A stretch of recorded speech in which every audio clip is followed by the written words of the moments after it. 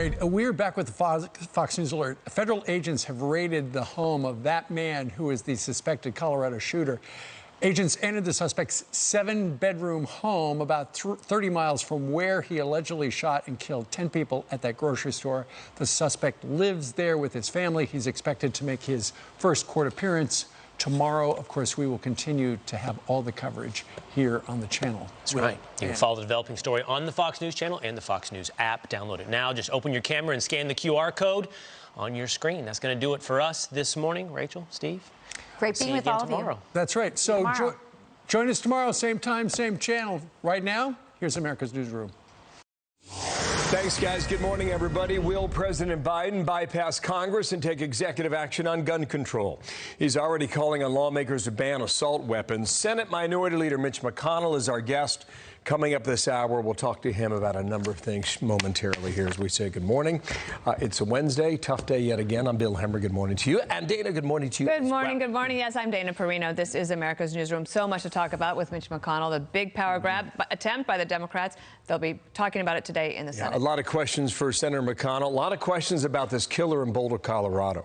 What set him off? Why'd he buy the gun 6 days in advance? Why pick the grocery store? What does the FBI know about him now? What did the FBI know about him earlier? Some reports out there suggesting they were watching somebody with whom he had a relationship with or had contact with. So all this now and still... And the family had concerns. And the family had concern, too, and friends did as well. So all this now in the mix with questions. So let's get you caught up on that. In Boulder, Colorado, mourners gathered at a vigil last night to remember 10 people gunned down at a grocery store there on Monday, as we learned chilling new details about the suspect and the moments leading up to his arrest. So what you're about to hear is police scanner audio obtained by Fox News as cops search for him during the shooting inside that store. Suspect armed with a rifle, unknown location inside.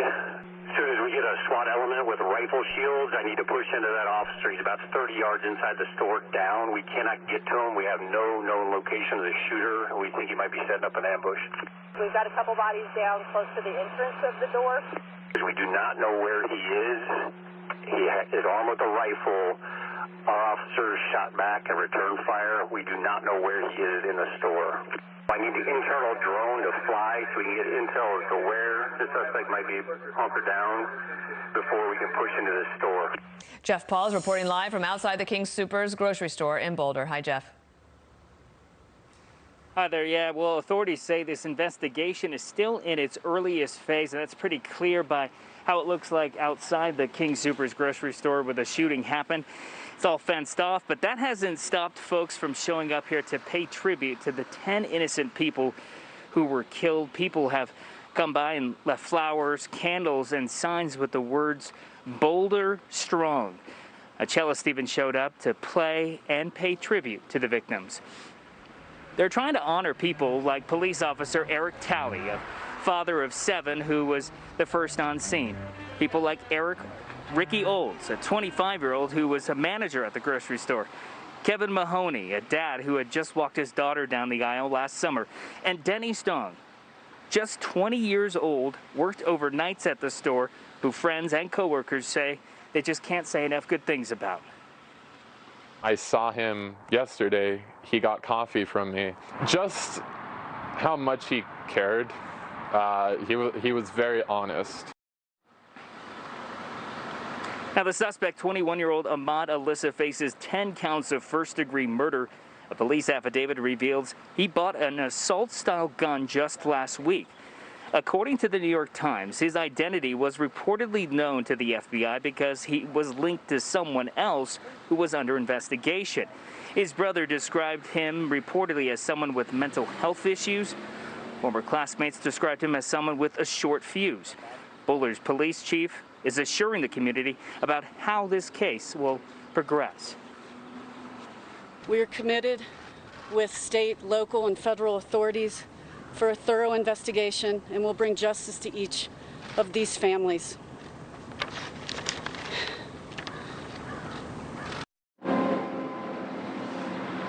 Now, the suspect is due in court tomorrow for his first appearance. Bill, Dana? All right, Jeff Paul, thank you so much. So President Biden and Democrats calling on Capitol Hill for immediate gun reform after mass shootings in Boulder and Atlanta happened within a week. They say now is the time to act. To the White House we go. Have a listen here. I don't need to wait another minute, let alone an hour, to take common sense steps that will save the lives in the future. The Senate is going to debate and address the epidemic of gun violence in this country. I'm going to try to bring a bill on gun safety and gun violence to the full committee for a debate. Inaction by this Congress makes us complicit. For years, Democrats have pushed for action to stop this killing with common sense reform that will save lives. Now we can act, and we will. So Josh Holmes, former chief of staff to Senator McConnell, host of the podcast Ruthless, and Juan Williams, co-host of The Five. And gentlemen, welcome to our discussion this morning to both of you. The most recent news, Kamala Harris on CBS 90 minutes ago about executive order. Watch. We should first expect the United States Congress to act. I'm not willing to give up on what we must do to appeal to the hearts and minds and the reason of the members of the United States. But he can also take executive action. I don't think the president is excluding that, but again, I want to be clear that if we really want something that is going to be lasting, we need to pass legislation. Josh, begin. Yeah, look, I mean, this is a terrible tragedy, obviously, and, you know, all of our hearts and prayers and thoughts and everything go to the families and the victims. It's just awful. And unfortunately, what we're seeing here is if your goal is ultimately to ban weapons, ban guns in the United States, the facts are immaterial. And what we've seen from President Biden, Vice President Harris, and I think a bunch of Democrats on Capitol Hill is they're not going to wait for an investigation to figure out exactly what went wrong here, whether it was mental health issues, whether it was access to guns, whether it was all of these things. None of that matters. What matters is that you ultimately pass your ideological goal, which is to try to get rid of guns and eliminate Second Amendment rights. It would be much, much better if people sat down and tried to figure out the underlying causes of this violence so we could ultimately stop these terrible tragedies in the future. Juan, the New York Post cover says lunacy, antisocial 21-year-old charged with killing 10. Why was he or anyone allowed to buy a weapon of war? And the headline, get weapons of war off America's streets. And yet Senator Cruz yesterday talked about this. Every time there's a shooting, we play this ridiculous theater where this committee gets together and proposes a bunch of laws that would do nothing to stop these murders. What happens in this committee after every mass shooting is Democrats propose taking away guns from law-abiding citizens because that's their political objective. Juan, you might be able to get some agreement if the laws were such that would actually prevent these mass murders. Well, Dana, I don't think anything's going to prevent every mass murder, but I think that there's widespread agreement among the American people. There's just nearly 90% support for closing loopholes and having universal background checks. And similarly, you know, you can make this into a political issue. You can say it's about ideology and Democrats just want to take away all guns.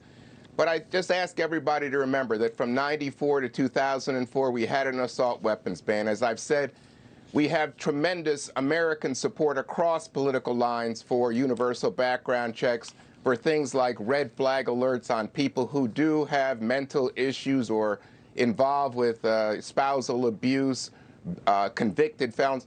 These are just rational, logical steps.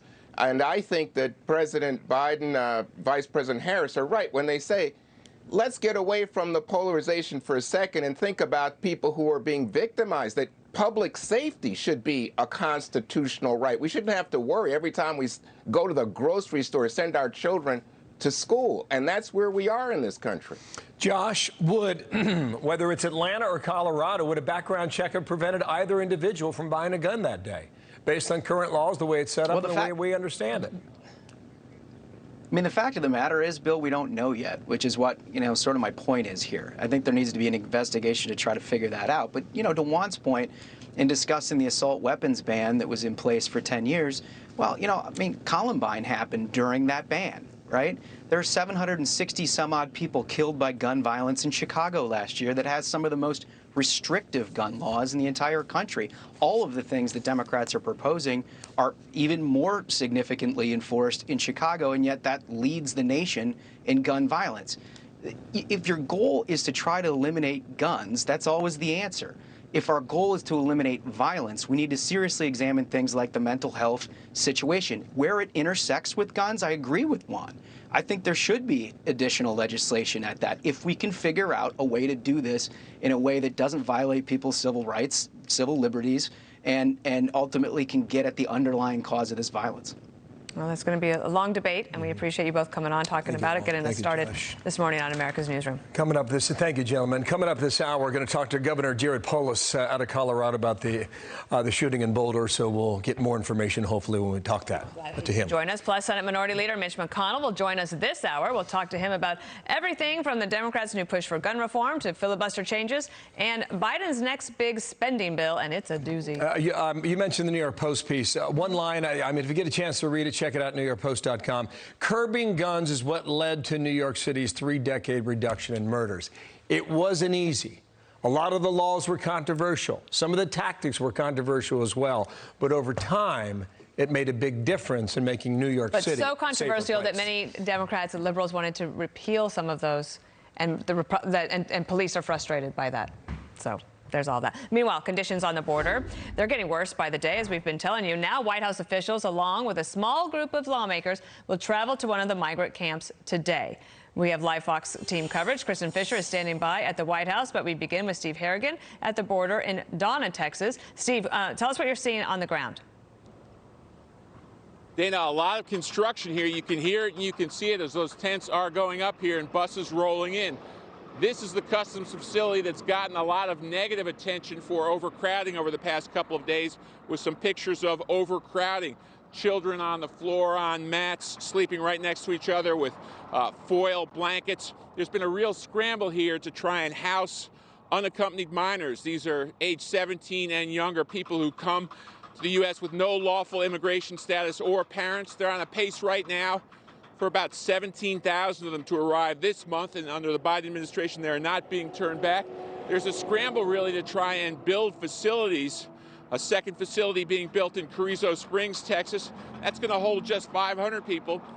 Now they're looking at 2 military bases to hold more unaccompanied minors, and the Pentagon says they're ready to help. This is it's something we have done before in 12 and in 17. So this is not it's not out of the norm for us to support these kinds of requests. We talked to the food supplier for this facility, one of the local food suppliers. He said initially he was told to get 200 meals ready. By the end of the week, that was 2,000 meals. 24 hours later, 3,800 meals. That gives you a sense of how the numbers here keep jumping. Dana? Yeah, it is a good visual. All right, thank you, Steve. Thank you, Steve. The White House, meanwhile, moving in slow motion a day before the country's most anticipated press conference of the year. In advance of that briefing, President Biden will be briefed today by his immigration team before giving that solo news conference on Thursday. Republicans say the lack of action has reached a tipping point. God bless the Border Patrol. God bless the custom agents who are dealing with the Biden administration show at the border. President Biden, Vice President Harris, with all due respect, get off your ass and go to the border and look and see what you have caused by policies that will not work. Quit denying the obvious. This is not a crisis. It's beyond a crisis. Kristen Fisher live in the North Lawn there. And is there any word about the president going to the border at some point? Kristen, good morning. Good morning, Bill. Well, just this morning, the Vice President Kamala Harris said that she will absolutely be going to the border along with President Biden, but she would not say when, nor would she call what's happening down there a crisis, as you just heard Republican Senator Lindsey Graham ask her to do. But the Vice President did say this about an hour ago. It's a huge problem. Yeah. I'm not going to pretend it's not. It's a huge problem. And are we looking at overcrowding at the border, in particular of these kids? Yes. We've been in office less than 100 days. We're addressing it. We're dealing with it. But it's going to take some time. And are we frustrated? Are you frustrated? Yes, we are. Now, the vice president went on to blame the Trump administration for dismantling the country's immigration systems. But Republicans say this surge is entirely the fault of the new administration's policies, and the president of Mexico agrees. He said yesterday, and I'm quoting here, expectations were created that with the government of President Biden, there would be a better treatment of migrants. And this has caused Central American migrants, and also from our country, wanting to cross the border, thinking that it is easier to do so. And so the problem of where and how to safely house all of these migrants continues. Just yesterday, the Pentagon announced that the Department of Health and Human Services put in a formal request to house unaccompanied children at 3 military bases in Texas. You can see them right there, and that's on top of those 2 convention centers that have already been opened up in the state, one in San Antonio, another in Dallas. And, you know, one of the biggest criticisms of the Biden administration continues to be this complete media blackout at the border. Well, that is going to change just a little bit today. We now know that these top White House officials and members of Congress are going to be touring one of those key influx facilities down at the border, and they are going to be allowing one network TV pool camera in. So we will get some video from the press at some point likely today. One camera, not enough to quell all the criticism, Bill, but it's a start. Generous. Thank you, Kristen. Kristen Fisher in the White House. They put out 2 videos yesterday and 44 still images. For the most part, media outlets didn't even use them because they were provided by the White House. Right. Did you notice a shift in the tone of Kamala Harris's answer there? Right. I think that they're getting ready for the press conference. I think that they also know that internally their numbers are probably telling them what we're seeing overall, which is you see people frustrated. It is leading the nightly news, not just at Fox, but all across the board. I think that the president is sending his team down to the border today so that when he gets to his press conference tomorrow, he can lead off by saying, I have been briefed by my officials, and this is what we're going to do. And I assume they will have some sort of announcement in terms of a policy change in order to try to deal with the issue. If they don't, yeah, sorry. I'll have a lot to say on Friday. I can't wait for that. In a way, you have a way of shifting the issue then and going on offense, and that would be the strategy for that. They're going to try it. It's going to be hard. Listen, we've been talking about this for weeks, right? Well, where's the access? Only when the other outlets start talking about it do people start writing about it. It's not cool.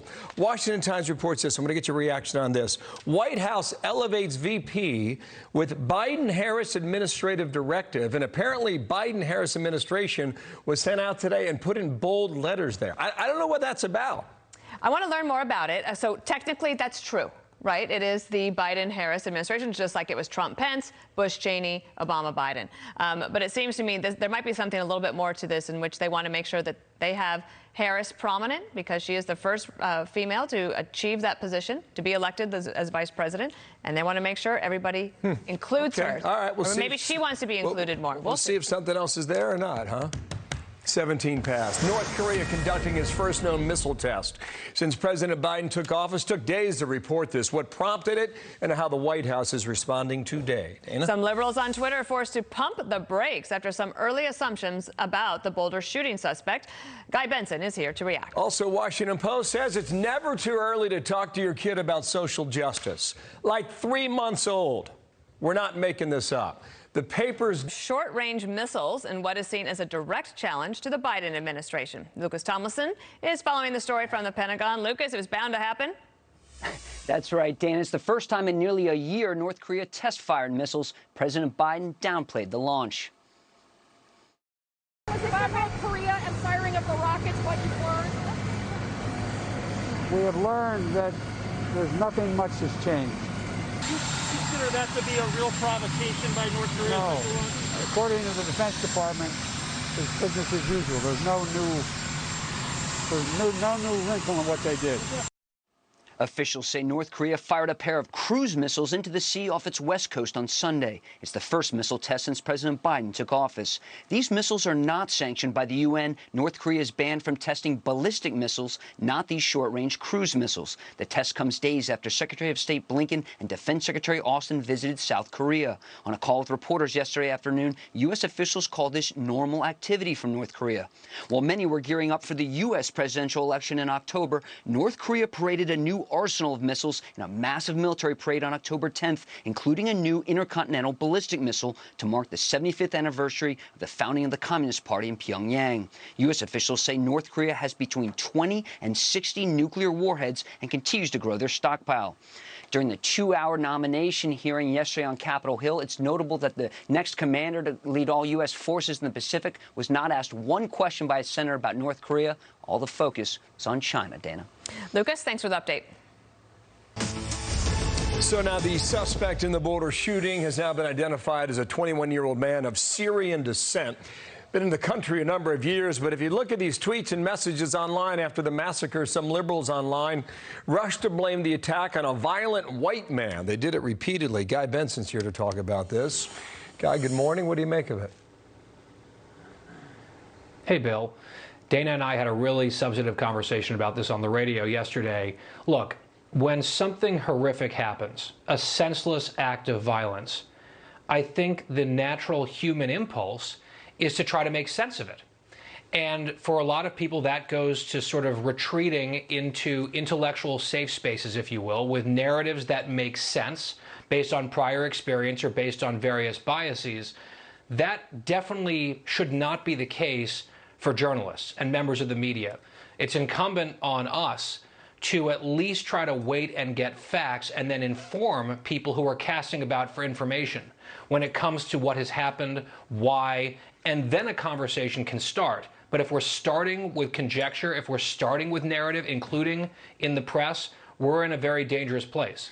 Some were in the media, some were not. Some were just sounding off. Like, well, Mina Harris is Kamala Harris's niece. She's 36. She fired this off the other day. The Atlanta shooting was not even a week ago. Violent white men are the greatest terrorist threat to our country. And then the retraction from yesterday. I deleted a previous tweet about the suspect in the Boulder shooting. I made an assumption based on his being taken into custody alive and the fact that the majority of mass shootings in the U.S. are carried out by white men. Oops. Well, Bill, I'm not sure which of those is the worst tweet, frankly. The first one is a rush to judgment. She was not alone by any stretch, as you point out. But notice the correction or the retraction. She says, well, look, I took down that tweet because I was wrong, but here's why I tweeted it. And part of the reason was she made an assumption about the skin color of a person who committed a crime based on the nature of that crime, which to me is textbook racism. I'm not saying that she's a racist person, but that example is textbook racism.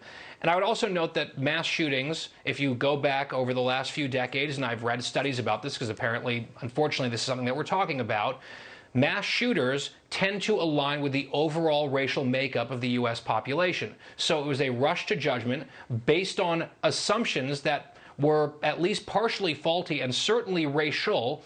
And that example from Harris's niece is not unique, unfortunately. Well, here was the line. I made an assumption based on his being taken into custody, a lie. Well, we don't know why he didn't take his own life. Oftentimes it happens. But apparently, based on reports, police found the guy stripped down to his boxer shorts in the aisle of the grocery store. And we're looking for answers on that. I got one more for you. Ilhan Omar, the shooter's race or ethnicity seems front and center when they are not white, she writes. Otherwise, it's just a mentally ill young man having a bad day. Narratives drive our responses to awful crimes committed against innocent people. Pay attention to these responsibles and who is targeted.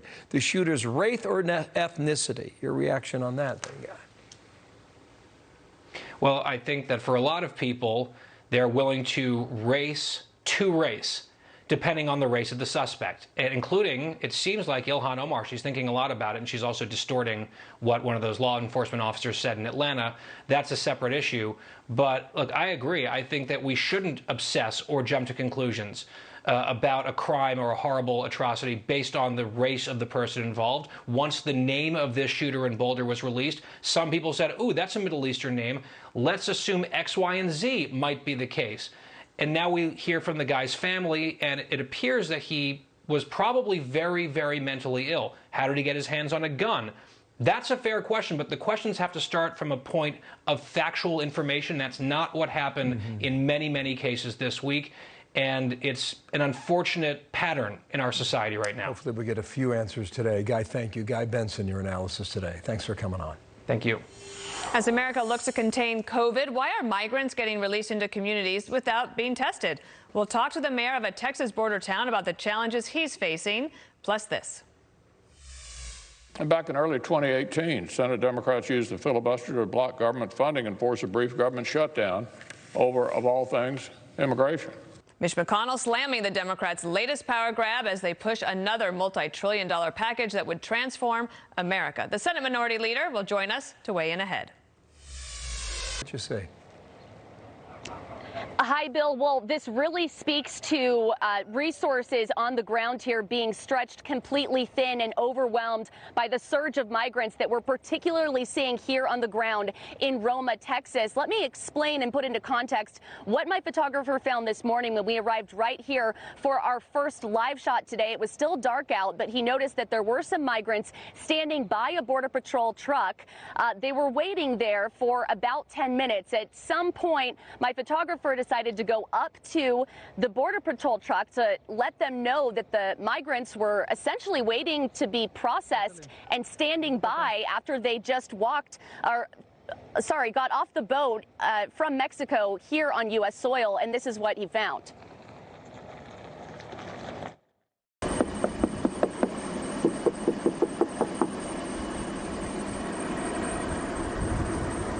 Guys? Hey, there's actually some people that cross the border over here that are wanting to turn themselves in, I believe. They're like right back there.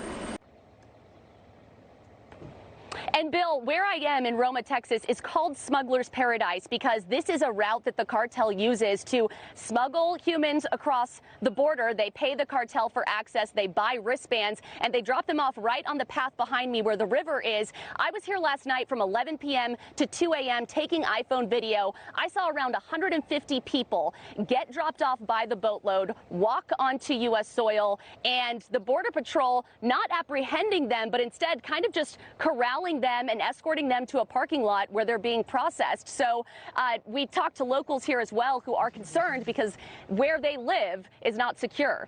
Bill? What a story. Hillary Vaughn, thank you. On the border there, Roma, Texas. Listen, it's embarrassing for them, certainly. You also have to think that they're working 24/7 for a long time. But also might be the reason that they need more resources. Yeah. They should, and then they should demand them. All right, that was very interesting. Thank you, Hillary. Meanwhile, border communities struggling to deal with the surge. Joining me now is the Democratic Mayor of Del Rio, Texas, Bruno Lozano. Mr. Mayor, thank you for joining us. So tell us a little bit about the frustrations you have, especially what's happening there in your local economy and what you're asking the Biden administration to do.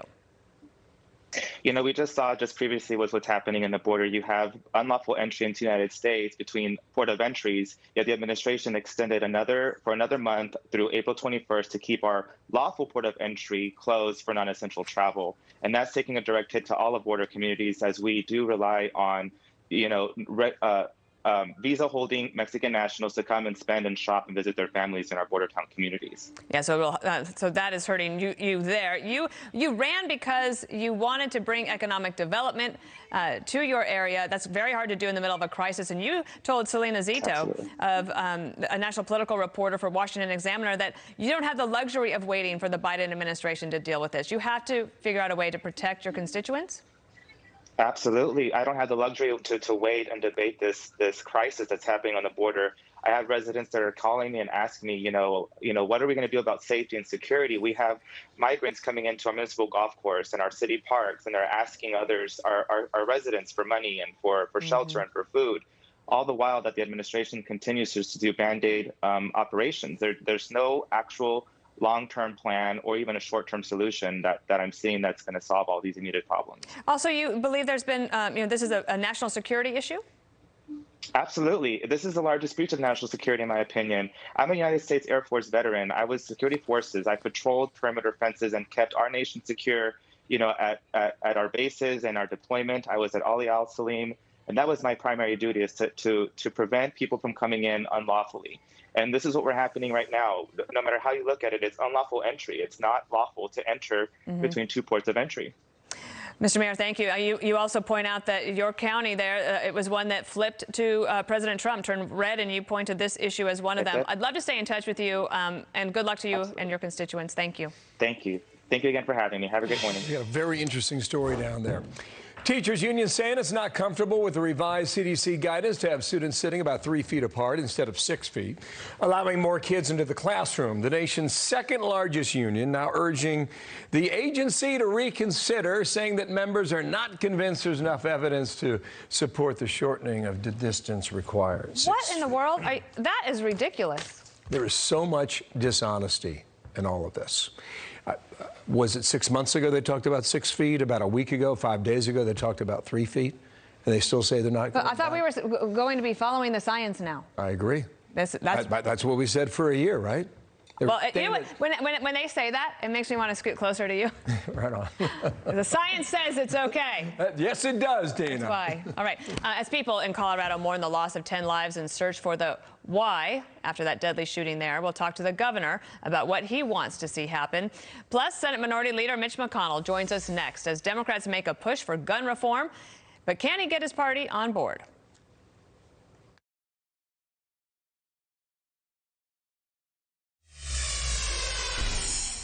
Did you know you can go to libertymutual.com to customize your car insurance so you only pay for what you need? Really? For Congress to act and stop with the false choices. This is not about getting rid of the Second Amendment. It's simply about saying we need reasonable gun safety laws. And this is going to be about your viewers and all of us pleading to the hearts and minds of the people in the United States Senate to say enough with the partisanship. Vice President Kamala Harris calling out the U.S. Senate and pushing for gun reform this morning following 2 mass shootings in 1 week. But with Republicans already voicing opposition to the proposals, how likely is it that anything passes? Senate Minority Leader Mitch McConnell joins us now, and we're going to use all this time that we can, sir, with you. In 2019, you were for, you said that you could be for additional conversations about background checks and red flag laws. I'm assuming that is still the case. What do you think might happen in terms of legislation, if anything, on gun control this session? Boy, I'm having a hard time picking up what you're saying. Are you asking me about... Asking you about gun control, if that is better for the audio. Was your question about gun legislation? Yes, sir. Yeah, well, first of all, obviously these acts of violence are horrendous. We've seen them happen periodically in our history.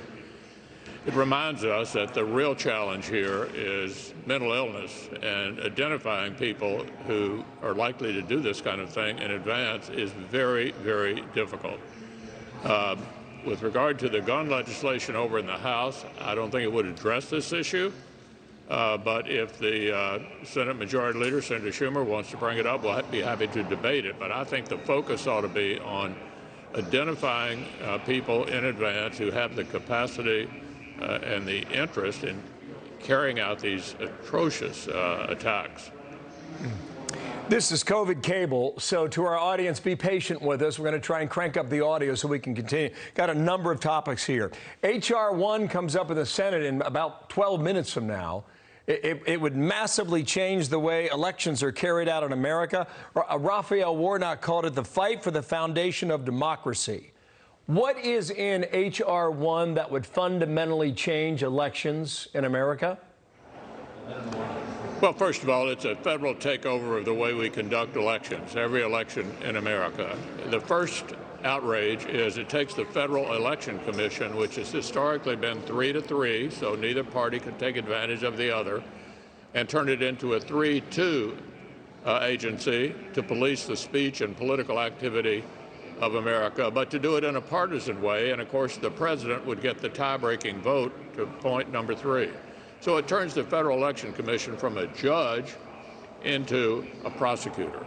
Secondly, it provides public money for political campaigns. Americans hate the idea that their money given to the government is going to be spent on balloons and buttons and attack ads in campaigns. They prefer to see campaigns financed by people who support the 2 candidates and not the federal government. Number 3, it makes mandatory what's called ballot harvesting. That is, somebody can go around, a paid operative of a campaign, and pick up a whole bunch of other people's ballots and turn them in for them. Rampant fraud potential. Fourth, it makes it very difficult for states to clean dead people off the rolls.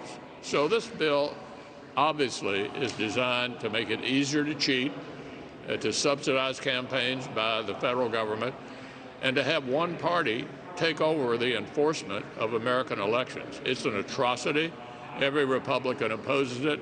We're going to do everything we can to defeat it. Okay, I'm going to try my luck here. With regard to the answer you just gave on that, on the filibuster, do you know or have you spoken with Senators Manchin or Sinema about where they stand today on that? Well, on the issue of the filibuster, which is the essence of the Senate, the fact that you can't pass most legislation with a simple majority in the Senate, you have to have some kind of bipartisan buy-in or the bill doesn't pass. Senator Manchin and Senator Sinema have been rock solid that they are opposed to getting rid of the legislative filibuster. That's the essence of the Senate. We could have done that when my party was in the majority. President Trump actually asked us to. I said no, we were not interested in changing the fundamental nature of the United States Senate, which is designed on purpose to kill bad ideas or to reach a compromise so that you can reach that supermajority threshold. It keeps America in the political center. Sir, I'll give it a shot to see if you can hear me now. Elizabeth Warren has said that the filibuster is based on racism. Is it? No, the filibuster predates the debates over civil rights. It goes back to the beginning of the country. The filibuster started well before we got into the civil rights debates that have occurred off and on over the history of the country. So the derivation of the filibuster was not related to race or civil rights. Inauguration Day, you were in the audience on the West Capitol when President Biden was sworn in. He talked about unity and bipartisanship. On the 1st of February, 10 Republican senators went to the Oval Office to cut a deal. Nothing came of that. When will you be at the White House? When have you been invited to meet President Biden? I haven't been invited to the White House. So far, this administration is not interested in doing anything on a bipartisan basis in the political center. They'd be more than happy to pick off a few of our members and do what they would like to do, but there's been no effort whatsoever by the president or the administration to do anything in the political center. Let me try again here. It's been trying to jam through everything on the hard left. You saw that on the $1.9 trillion COVID package, only 1% of which had to do with vaccines and only 9% of which had to do with health care. The rest of it was a left-wing wish list. They're now cooking up yet another package they're going to call infrastructure, but it's going to be a Trojan horse that includes massive tax increases on Americans. They're going hard left. They misread the election. It's a 50-50 Senate and a very narrow Democratic majority in the House. Not a mandate to turn America into Bernie Sanders' view of what America ought to be. When was the last time you had a conversation with President Biden, even on the phone? I don't believe I've spoken with him since he was sworn in. We had a couple of conversations before then. Well, that makes it hard to do bipartisanship, which is what he said he wanted to do.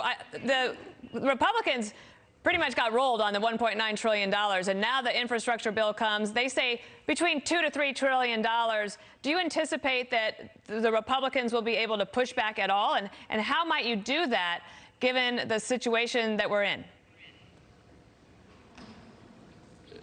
Dana, I had a hard time hearing your question. Would you repeat it? Bill, have you been rolled by Democrats on these trillion-dollar bills, sir? I'm sorry, I couldn't hear you. Oh, you addressed it a few moments ago about the next big trillion-dollar option here, which would be on infrastructure. There is a suggestion that Democrats will go smaller on the next bill to try and get one or two Republicans to vote with them and then come over the top when it comes to taxes, et cetera. What do you expect to be the next bill in this Democratic-led Senate? Well, what I expect to happen if the filibuster is not destroyed is that we'll look for areas we can agree on, like we did last year when it was a Republican majority, and try to pass things that make sense for both sides in the political center. As I said before, there is no mandate you can draw out of the November 3rd election for going hard left, and yet that's what they insist on trying to do so far. Senator, thank you for being patient. We're waiting for H.R. 1 in the Senate in a matter of moments here. Mitch McConnell on the Hill, and to our audience at home, thanks for being patient with us as well. We'll talk again very soon. Hasn't spoken to President Biden. Not once, and they worked together for decades. Do you remember the articles that said this two, they're going to be the ones that can usher in this era of bipartisanship, and all these things are going to get done? Yeah. It's not happening. Press conference tomorrow. Maybe this comes up. And I think also his answer on the filibuster is something that Washington and the rest of America is waiting on. Yeah. What do Senators Manchin and Sinema do with this? Right. He made it clear that he believes that their positions have not changed when it comes to the filibuster. We'll see in time if that's the case, all right? Quick break here. We got a great hour coming up.